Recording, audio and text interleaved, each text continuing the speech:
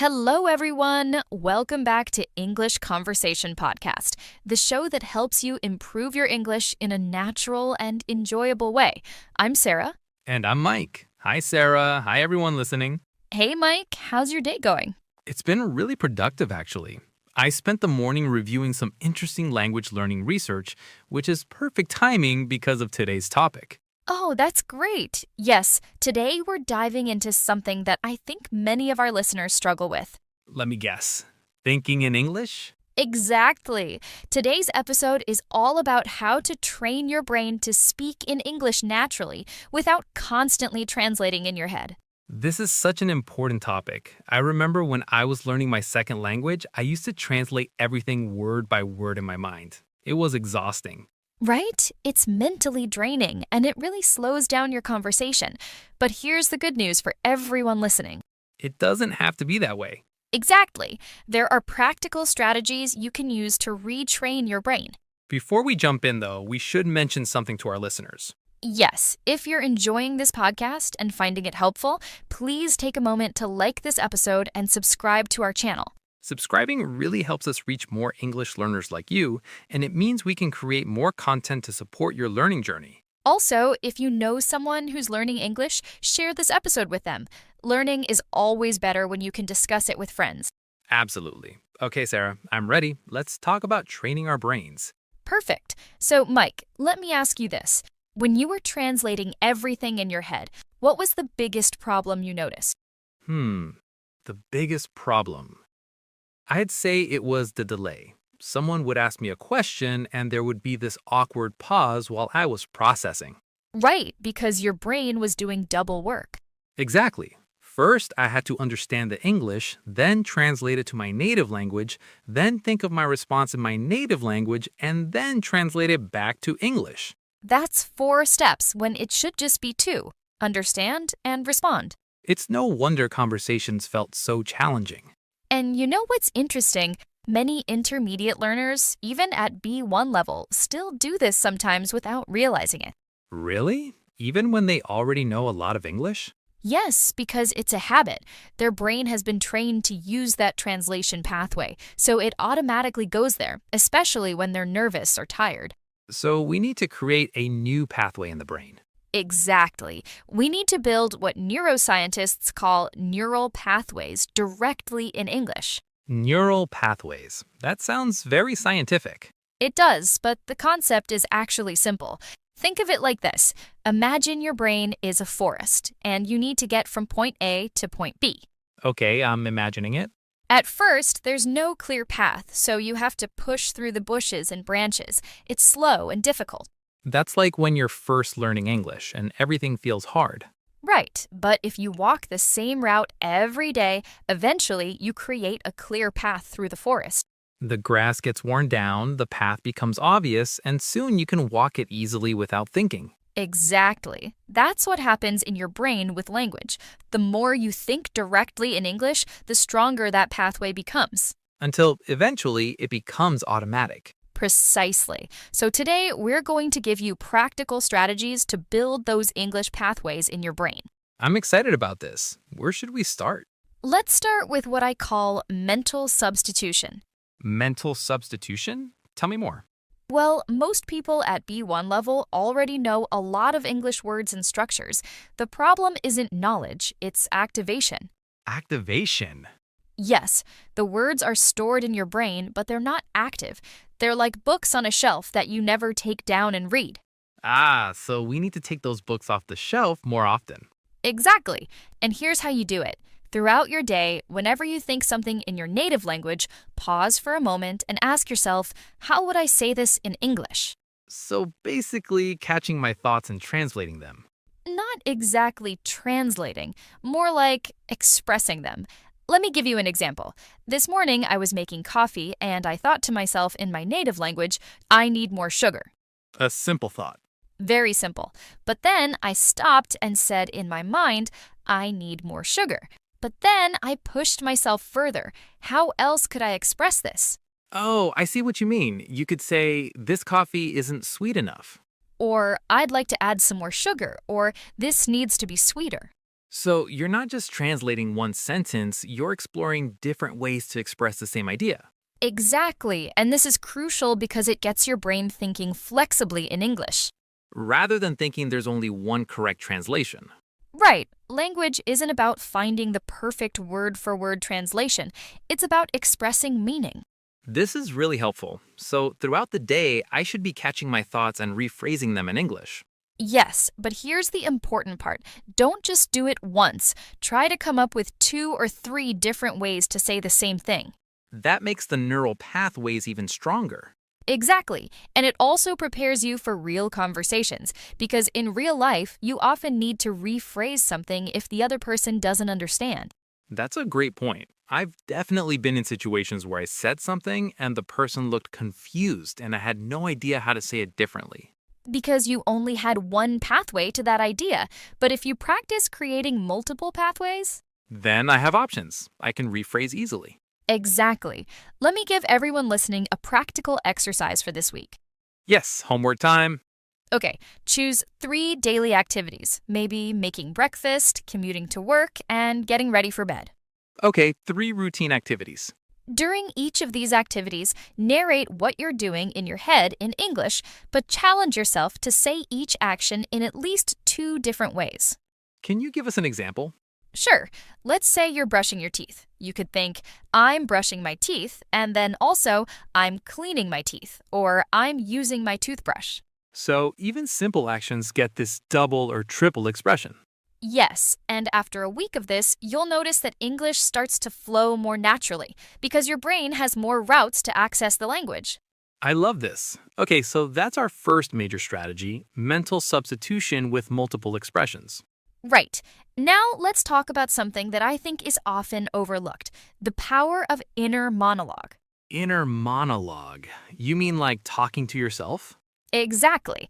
And I know some people feel weird about this, but it's actually one of the most powerful tools for language learning. I have to admit, I do this sometimes. When I'm walking alone, sometimes I have entire conversations in my head. And do you do it in English or your native language? Usually my native language, but I guess I should be doing it in English. Well, here's the thing. You don't have to do it all in English right away. That can be overwhelming. So, what do you suggest? Start by having a bilingual inner monologue. Think of a sentence in your native language, then repeat it in English. So, I'm still translating?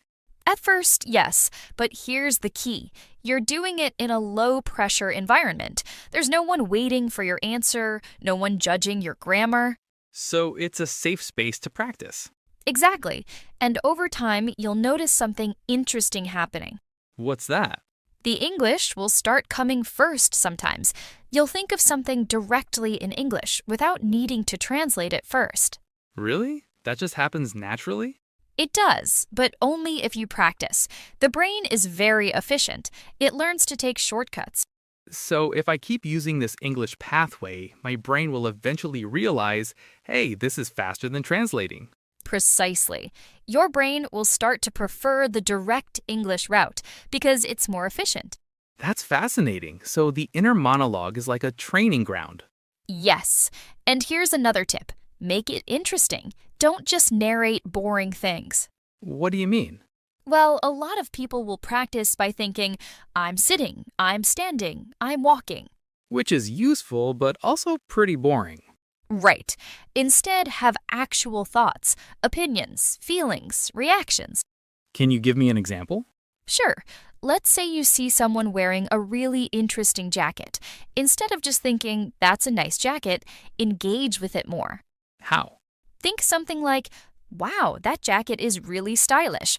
I wonder where they bought it. I'd love to have something like that, but in a darker color. Maybe I should look for something similar online. Oh, I see. You're having a real internal conversation, not just labeling things. Exactly. You're using complex sentences, hypothetical situations, expressing preferences. This is much more valuable for your brain. Because this is how we actually use language in real life. Exactly. We don't just label things. We have opinions, make plans, wonder about things. So the inner monologue should reflect real thinking, not just vocabulary practice. Yes. And here's something else that's really powerful. Use your emotions. My emotions. Yes, when you feel frustrated, try to express that frustration in English in your head.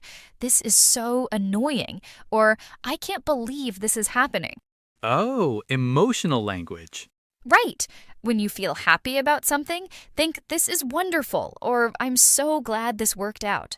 I see what you're doing. You're connecting emotions with English expressions. Exactly. And this creates very strong neural connections because emotions are processed in a deep part of the brain. So when language is connected to emotion, it sticks better. Much better. This is why people often remember swear words very easily in a foreign language. That's true. Even beginners seem to pick those up quickly. Because they're often said with strong emotion, but you can use this principle with positive emotions too. So express my joy, my frustration, my surprise, all in English in my inner monologue. Yes, and over time, English becomes the language of your emotions, not just your intellect. That's really powerful. Okay, so we've talked about mental substitution and inner monologue. What's next? Next, let's talk about something that many B1 learners overlook, the importance of input quality. Input quality. You mean like listening and reading? Yes, but not just any listening and reading. You need the right kind of input at the right level. I think this is where a lot of people make mistakes, right? Absolutely. Many intermediate learners make one of two errors. What's the first error? They consume content that's too easy. They stick with beginner level materials because they're comfortable. But they're not being challenged. Right. Their brain isn't growing because it's not being pushed. And what's the second error? The opposite. They jump to very advanced content, like watching news programs or reading academic articles. And they get overwhelmed and discouraged. Exactly. So the key is finding what's called comprehensible input. Comprehensible input. I've heard this term before. What does it mean exactly? It means content that's slightly above your current level. You understand most of it, maybe 70 to 80%, but there are some new words and structures that challenge you. So you're comfortable but also learning. Exactly. This is the sweet spot for brain training. How do people find content at the right level? Great question. For B1 learners, I recommend a few strategies. I'm ready to take notes. First, look for content that's designed for language learners at your level. There are podcasts, YouTube channels, and graded readers specifically made for intermediate learners. Like our podcast. Exactly like our podcast. We design our content to be accessible but also challenging for B1 learners. What's the second strategy? The second strategy is to use authentic content, but with support. What do you mean by support? For example, watching a TV show or movie with English subtitles. The audio is authentic, native level English, but you have the subtitles to help you follow along. Oh, that's clever. You're training your ear while having a safety net. Exactly. And here's a pro tip. If you're watching with subtitles, try to read ahead slightly. Read ahead? Yes, glance at the next line of dialogue before it's spoken. This way, your brain knows what to listen for. Oh, so you're priming your brain for the sounds you're about to hear. Exactly. This is really effective for improving listening comprehension. What about reading? How should people approach reading at B1 level? For reading, I recommend what I call the 70% rule. The 70% rule?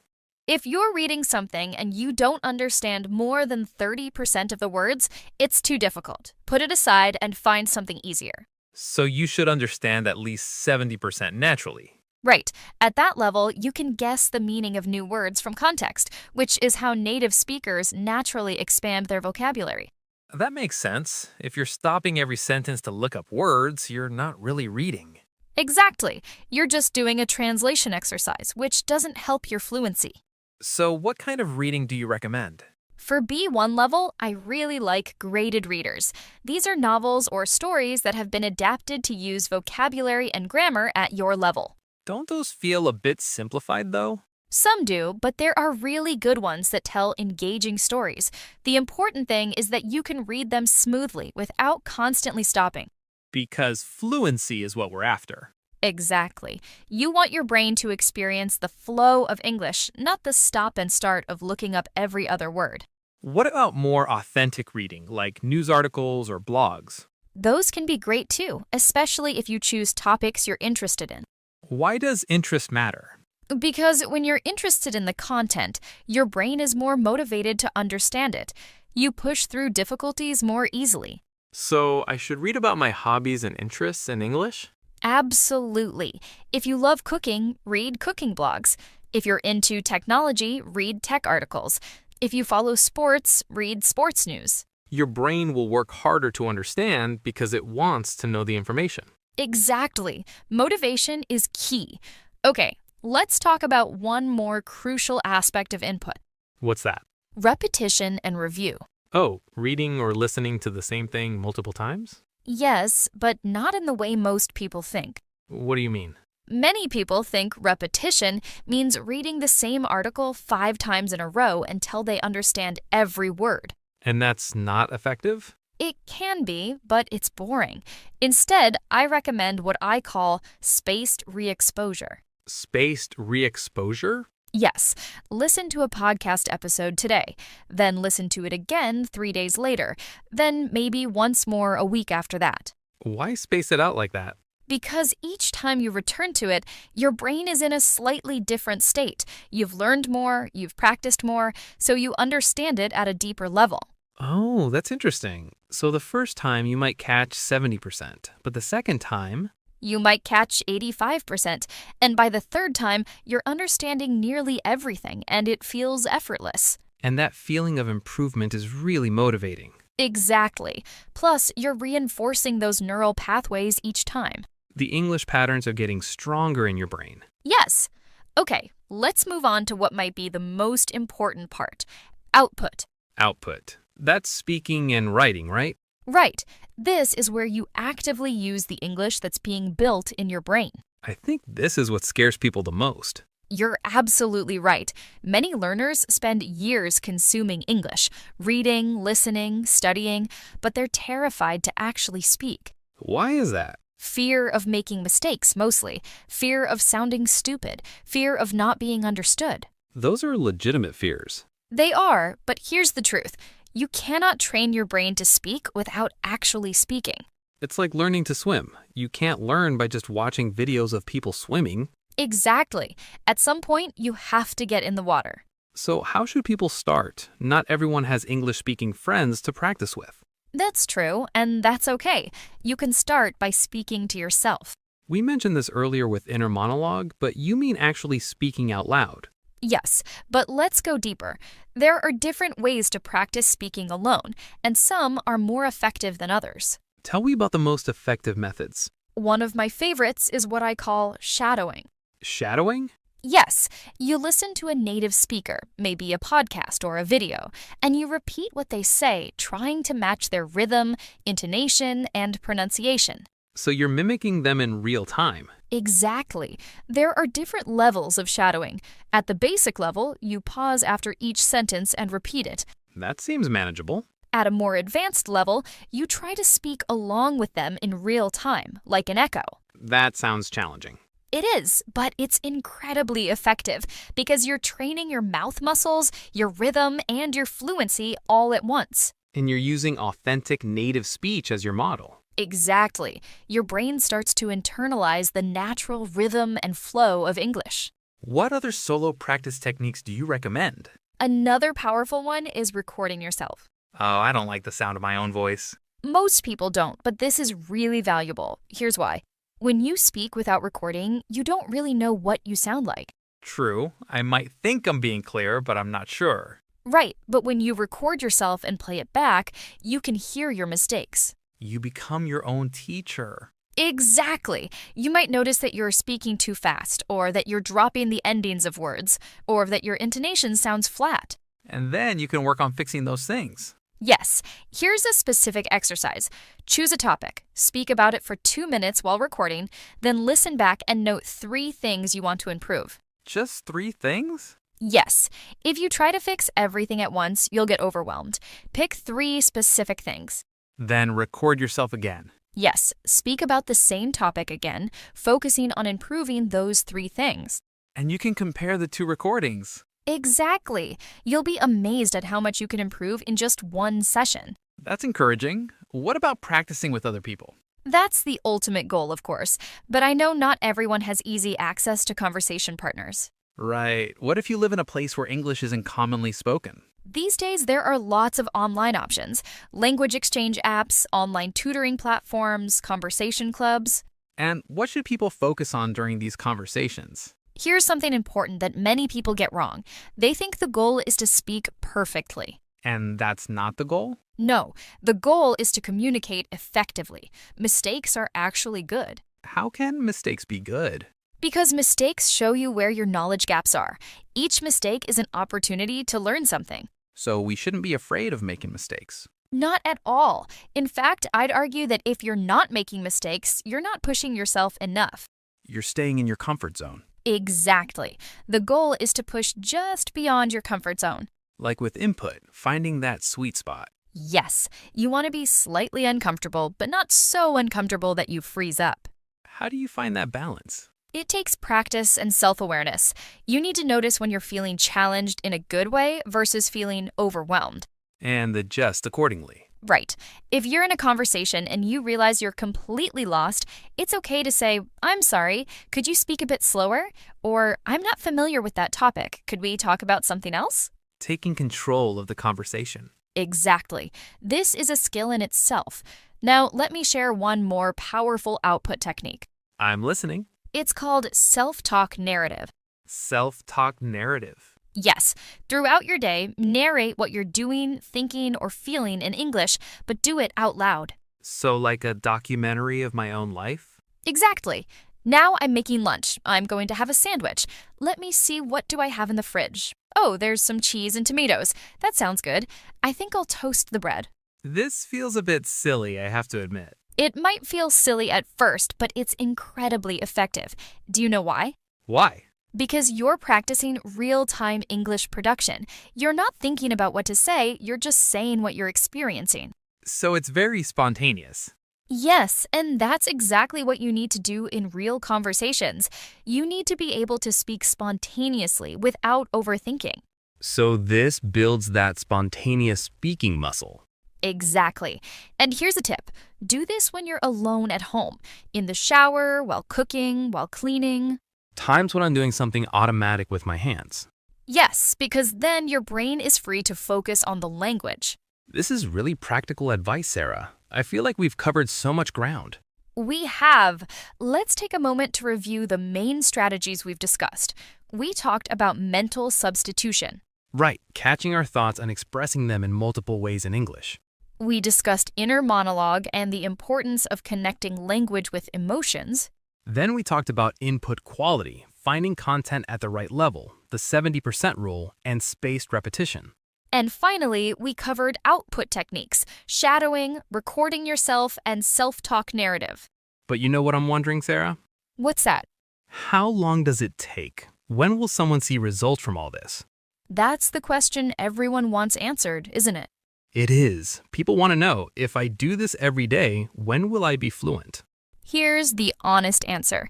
It depends. On what? On several factors.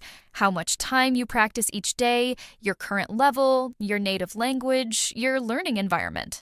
So there's no magic number. No magic number, but I can give you some general expectations. Please do. I think people need realistic expectations. If you're practicing these techniques for 15 to 30 minutes every day consistently, you'll start to notice small changes within 2 to 3 weeks. What kind of changes? You might notice that some English words or phrases start popping into your head more naturally. You might find yourself thinking briefly in English without trying. Small wins. Yes, small wins. After about 2 months, these moments become more frequent. You might have entire thoughts in English without translating. And after 6 months? After 6 months of consistent practice, most people report that English starts to feel more natural. They're not constantly aware that they're speaking a foreign language. It becomes more automatic. Exactly. But here's the important thing to remember. Everyone's journey is different. Some people might progress faster, some slower. Right, and that's okay. The key is consistency, not speed. Better to practice a little bit every day than to cram once a week. Exactly. Your brain needs regular exposure and practice to build those neural pathways. It's like going to the gym. You can't work out once a week and expect to get strong. Perfect analogy. Language learning is a marathon, not a sprint. Speaking of challenges, what about mental blocks? Those moments when you just freeze up and can't think of anything to say. Oh, this is so common, especially for intermediate learners. Why does it happen? Usually, it's anxiety. Your brain goes into stress mode, and when you're stressed, it's harder to access your language knowledge. So what can people do when this happens? First, recognize that it's normal and temporary.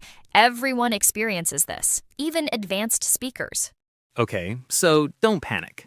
Right. Second, have some filler phrases ready. Filler phrases?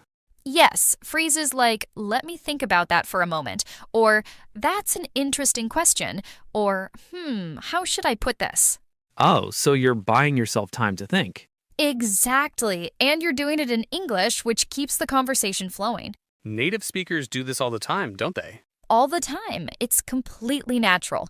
These phrases are like bridges that help you get from the question to your answer. What else can help with mental blocks? Another technique is to simplify what you're trying to say. Simplify? Yes, often we freeze because we're trying to express something complex and we can't find the right words. So instead of giving up, You break it down into simpler ideas that you can express. can you give me an example? Sure. Let's say you want to say, I'm considering whether to pursue a master's degree in engineering or to start working immediately after graduation. That's a complex thought. Very complex. If you can't express that exactly, you could simplify it to, I'm thinking about my future. Should I study more or should I get a job? I'm not sure yet. Oh, that's much simpler, but still communicates the main idea. Exactly. You've communicated the essential meaning, and that's what matters. And once you've said the simple version, you might find it easier to add more details. Yes, often just getting started helps your brain relax and access more language. It's like priming the pump. Exactly.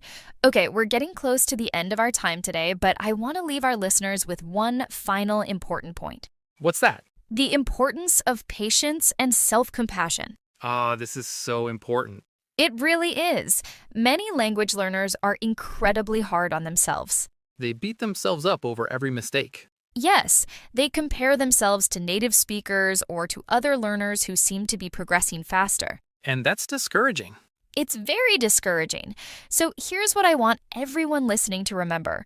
Learning a language is one of the most complex things your brain will ever do. It involves memory, pattern recognition, muscle coordination, cultural understanding. Exactly. It's enormous. So be kind to yourself. Celebrate the small victories. Yes. Did you understand a movie scene today that you wouldn't have understood last month? That's progress. Did you have a conversation in English even if you made mistakes? That's progress. Exactly. Every time you try, you're training your brain. Every mistake is a learning opportunity. I think people need to hear this. Language learning can be frustrating, and it's easy to feel like you're not improving. Especially during what we call plateaus. Plateaus. Yes, those periods where you feel like you're not making progress. You're practicing, but your English doesn't seem to be getting better. I've experienced this. It's so frustrating. It is, but here's the thing. Your brain is still working during these plateaus. You're consolidating knowledge, making connections. So you are improving even if you can't see it. Exactly. And then suddenly you'll have a breakthrough moment where everything clicks. And you realize you've actually improved a lot. Yes, so during those plateau periods, don't give up. Keep practicing. Trust the process. Trust the process. Your brain is amazing, and it's working even when you don't feel like you're making progress. This has been such a valuable conversation, Sarah. Let's recap the main points one more time for everyone listening. Great idea. So we discussed mental substitution, expressing thoughts in multiple ways. Inner monologue, connecting language with emotions. Input quality, finding content at the right level, the 70% rule. Output techniques, shadowing, recording yourself, self-talk narrative. Dealing with mental blocks using filler phrases and simplifying your message. And finally, patience and self-compassion. Yes, remember everyone, training your brain to speak English is a journey. Enjoy the process. Before we wrap up, we want to ask our listeners to do something. Yes, if you found this episode helpful, please subscribe to our channel. Subscribing helps us create more content like this for you. And share this episode with anyone who's learning English. Learning is better when we support each other. Also, we'd love to hear from you. Leave a comment below and tell us, what's your biggest challenge when speaking English? Yes, we read all the comments, and your questions help us create future episodes. Thank you so much for listening, everyone. Keep practicing, be patient with yourself, and remember, you're doing great. See you in the next episode. Bye, everyone.